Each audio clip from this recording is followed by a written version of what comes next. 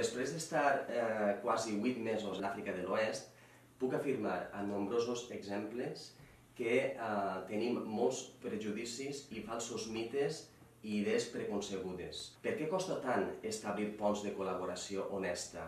Per què és quasi impossible que l'administració recolze projectes educatius en països de l'Àfrica de l'Oest amb la intenció de fomentar ciutadania global?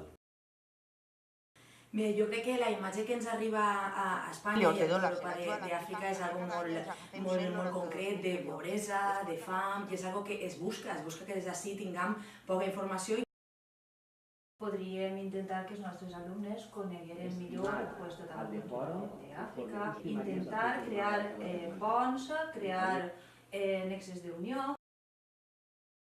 Si nosaltres fórem més conscients, la població d'ací, del que els estem llevant d'allí, probablement podríem intentar fer des d'ací alguna més perquè ells puguen autogestionar-se.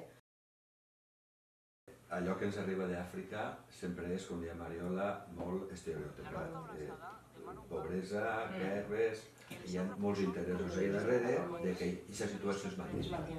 A mi pareix que el projecte en el que estàs, Vicent, és molt interessant, sobretot per això, perquè intenta donar la visió d'Àfrica d'una altra manera.